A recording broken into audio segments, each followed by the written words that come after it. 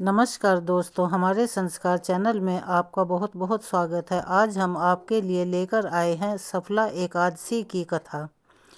महाराज युधिष्ठिर ने पूछा, हे जनार्दन, पौष कृष्ण एकादशी का क्या नाम है? उस दिन कौन से देवता का पूजन किया जाता है और उसकी क्या विधि है? कृपया मुझे बताएं। भक्तवत्सल भगवान श्री कृष्ण कहने लगे कि धर्मराज, मैं तुम्हारे स्नेह के कारण तुमसे कहता हूँ कि एकादशी व्रत के अतिरिक्त मैं अधिक से अधिक दक्षिणा पाने वाले यज्ञ से भी प्रसन्न नहीं होता हूँ। अतः इसे अत्यंत भक्ति और श्रद्धा से युक्त होकर करें। हे राजन, द्वादशी युक्त पौष कृष्ण एकादशी का महात्म्य तुम एकाग्रचित होकर सुनो। पूजा की विधि। हिंदू मान्यता के अनुसार एकादशी व्रत के लिए दशमी के दिन सिर्फ दिन के वक्त सात्विक आहार करना चाहिए। संध्या काल में दातून करके पवित्र होना चाहिए। रात्रि के समय भोजन नहीं करना चाहिए। भगवान के स्वरूप का स्मरण करते हुए सोना चाहिए। सफला एकादशी के दिन सुबह जल्दी उठें और स्नान आदि करने के बाद स्वच्छ कपड़े पहन लें। सबसे पहले श्री नारायण की पूजा के लिए ऋतु के अनुकूल फल, नारियल, नींबू, नैवेद्य आदि 16 वस्तुओं का संग्रह करें। इसके बाद भगवान विष्णु के समक्ष घी का दीपक जलाएं। उन्हें तुलसी दल भी अर्पित करने के बाद आरती करें। आप व्रत रख रहे हैं तो पूजा के दौरान इसका संकल्प ले लें।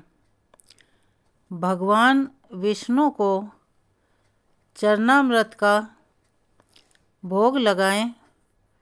इसमें तुलसी का एक पत्ता जरूर डालें। इस सामग्री से भगवान श्री कृष्ण विष्णु जी के साथ माँ लक्ष्मी की भी पूजा जरूर करें। रात्रि के समय श्री हरि के नाम से दीपदान करना चाहिए और आरती एवं भजन गाते हुए जागरण करें। आपको बता दें कि एकादशी के दिन चावल खाना मना होता है। इसीलिए इस दिन अपने घर में ना चावल खुद खाएं और ना ही घर के किसी सदस्य को खाने दें। इस एकादशी के व्रत के समान यज्ञ, तीर्थ, दान, तप तथा और कोई दूसरा व्रत नहीं है।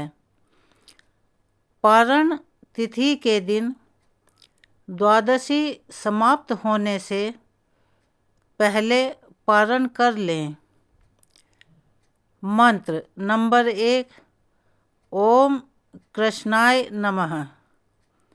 नंबर 2, ओम ह्रीं श्रीं लक्ष्मी वासुदेवाय नमः। नंबर 3, ओम नमो भगवते वासुदेवाय। नंबर 4, ओम नमो नारायणाय नमः। व्रत के नियम। एकादशी पर ब्रह्मचर्य का पालन करना चाहिए। इस दिन स्त्री संग वर्जित है। अपने स्वार्थ के लिए किसी भी दूसरे व्यक्ति को जानबूझकर दुख देने से श्री विष्णु नाराज होते हैं। इसका अंत दुखद होता है। एकादशी के दिन पान खाना भी वर्जित माना गया है। इस दिन सात्विक आचार विचार रखकर प्रभु भक्ति में मन लगाना चाहिए। पर निंदा यानी दूसरों की बुराई नहीं करना चाहिए। एकादशी पर पूरी रात जागकर भगवान विष्णु की भक्ति करनी चाहिए। सोना नहीं चाहिए। इस दिन चोरी तथा हिंसा करना पाप कर्म माना गया है। व्रत के फायदे। इस दिन भगवान श्री विष्णु तथा धन की देवी माता लक्ष्मी का पूजन विधि विधान से करने से जीवन में खुशियाँ, सुख, समृद्धि, ऐश्वर्य का वरदान मिलता है। इस एकादशी का व्रत करने से जीवन के सभी मनोरथ सफल होते हैं। सफला एकादशी के व्रत कथा पढ़ने या सुनने से अश्वमेध यज्ञ का फल मिलता है तथा जाने अनजाने में हुए पाप दूर होकर वैकुंठ मिलता है। रात्रि जागरण करने से पाप संकट से मुक्ति तथा जीवन में खुशियों का संचार होता है। सफला एकादशी व्रत से कई वर्षों की तपस्या से ज़्यादा फल मिलता है तथा सभी दुखों का नाश होता है। इस एकादशी का नाम सफला एकादशी है। इस एकादशी के देवता श्री नारायण हैं। विधि पूर्वक इस व्रत को करना चाहिए। जिस प्रकार नागों में शेषनाग, पक्षियों में गरुड़, सब ग्रहों में चंद्रमा, यज्ञों में अश्वमेध और देवताओं में भगवान विष्णु श्रेष्ठ हैं, उसी तरह सब व्रतों में एकादशी का व्रत श्रेष्ठ है। जो मनुष्य सदैव एकादशी का व्रत करते हैं वे मुझे परम प्रिय हैं। अब इस व्रत की विधि कहता हूँ। मेरी पूजा के लिए ऋतु के अनुकूल फल, नारियल, नींबू, नवेद आदि 16 वस्तुओं का संग्रह करें। इस सामग्री से मेरी पूजा करने के बाद रात्रि जागरण करें। इस एकादशी के व्रत के समान यज्ञ, तीर्थ, दान, तप तथा और कोई दूसरा व्रत नहीं है। 5000 वर्ष तप करने से जो फल मिलता है उससे भी अधिक सफला एकादशी का व्रत करने से मिलता है। हे राजन, अब आप इस एकादशी की कथा सुनिए। चंपावती नगरी में एक महिष्मान नाम का राजा राज्य करता था। उसके 4 पुत्र थे। उन सब में लुम्पक नाम वाला बड़ा राजपुत्र महापापी था। वह पापी सदा पर स्त्री और वेश्यागमन तथा दूसरे बुरे कामों में अपने पिता का धन नष्ट किया करता था। सदैव ही देवता, ब्राह्मण, वैष्णवों की निंदा किया करता था। जब राजा को अपने बड़े पुत्र के ऐसे कुकर्मों का पता चला तो उन्होंने उसे अपने राज्य से निकाल दिया। तब वह विचारने लगा कि कहाँ जाऊं, क्या करूं। अंत में उसने चोरी करने का निश्चय किया। दिन में वह वन में रहता और रात्रि को अपने पिता की नगरी में चोरी करता तथा प्रजा को तंग करने और उन्हें मारने का कुकर्म करता। कुछ समय पश्चात सारी नगरी भयभीत हो गई। वह वन में रहकर पशु आदि मारकर खाने लगा। नागरिक और राज्य के कर्मचारी उसे पकड़ लेते किंतु राजा के भय से छोड़ देते। वन के एक अति प्राचीन विशाल पीपल का वृक्ष था। लोग उसकी भगवान के समान पूजा करते थे। उसी वृक्ष के नीचे वह महापापी लुम्पक रहा करता था। इस वन को लोग देवताओं की क्रीड़ा स्थली मानते थे। कुछ समय पश्चात पौष कृष्ण पक्ष की दशमी के दिन वह वस्त्रहीन होने के कारण शीत के चलते सारी रात्रि सो नहीं सका। उसके हाथ पैर अकड़ गए।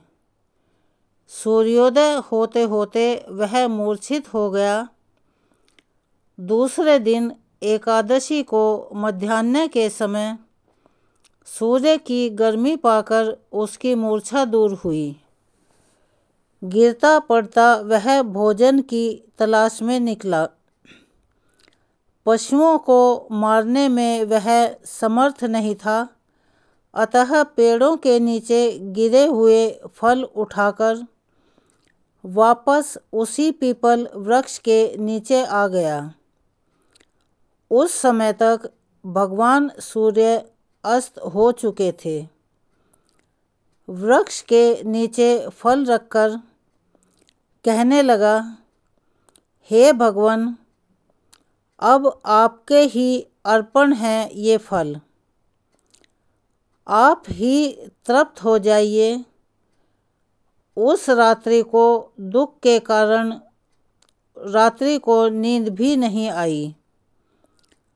उसके इस उपवास और जागरण से भगवान अत्यंत प्रसन्न हो गए और उसके सारे पाप नष्ट हो गए। दूसरे दिन प्रातः एक अति सुंदर घोड़ा अनेक सुंदर वस्तुओं से सजा हुआ उसके सामने आकर खड़ा हो गया। उसी समय आकाशवाणी हुई कि हे राजपुत्र, श्री नारायण की कृपा से तेरे पाप नष्ट हो गए। अब तू अपने पिता के पास जाकर राज्य प्राप्त कर। ऐसी वाणी सुनकर वह अत्यंत प्रसन्न हुआ और दिव्य वस्त्र धारण करके भगवान आपकी जय हो कहकर अपने पिता के पास गया। उसके पिता ने प्रसन्न होकर उसे समस्त राज्य का भार सौंप दिया और वन का रास्ता लिया। अब लुम्पक शास्त्रानुसार राज्य करने लगा। उसके स्त्री पुत्र आदि सारा कुटुंब भगवान नारायण का परम भक्त हो गया। वृद्ध होने पर वह भी अपने पुत्र को राज्य का भार सौंपकर वन में तपस्या करने चला गया और अंत समय में वैकुंठ को प्राप्त हुआ। अतः जो मनुष्य इस परम पवित्र सफला एकादशी का व्रत करता है उसे अंत में मुक्ति मिलती है। जो नहीं करते वे पूंछ और सींगों से रहित पशुओं के समान हैं। इस सफला एकादशी के महात्म्य को पढ़ने से अथवा श्रवण करने से मनुष्य को अश्वमेध यज्ञ का फल मिलता है। यह एकादशी व्रत इतना अधिक महत्वपूर्ण है कि अधिक से अधिक दक्षिणा पाने वाले यज्ञ से भी भगवान प्रसन्न नहीं होते हैं जितना इस एकादशी व्रत पर उपवास करने से होते हैं। इस एकादशी के देवता श्री नारायण हैं। जिस प्रकार नागों में शेषनाग, पक्षियों में गरुड़, सब ग्रहों में चंद्रमा, यज्ञों में अश्वमेध और देवताओं में भगवान विष्णु श्रेष्ठ हैं, उसी तरह सब व्रतों में एकादशी का व्रत श्रेष्ठ है। जो मनुष्य सदैव एकादशी का व्रत करते हैं वे मुझे परम प्रिय हैं। यह अत्यंत भक्ति और श्रद्धा से युक्त होकर विधि पूर्वक इस व्रत को करना चाहिए। अगर आपको हमारी ये कहानी पसंद आई हो तो प्लीज़ हमारे चैनल को सब्सक्राइब करें, लाइक करें, ज़्यादा से ज़्यादा शेयर करें। हम आपके लिए ऐसी ही और कहानियाँ और जानकारियाँ लेकर आते रहें। हमें सहयोग दें। अगर आपको हमारी वीडियो में कोई कमी नज़र आती हो तो कमेंट करके हमें बताएं। हम उन्हें सुधारने का प्रयास करेंगे।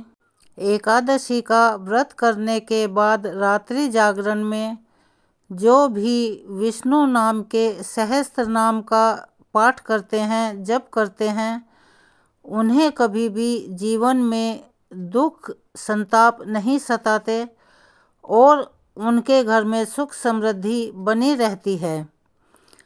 अतः हम ये आशा करते हैं कि आप भी इसी तरह से इस व्रत को करेंगे।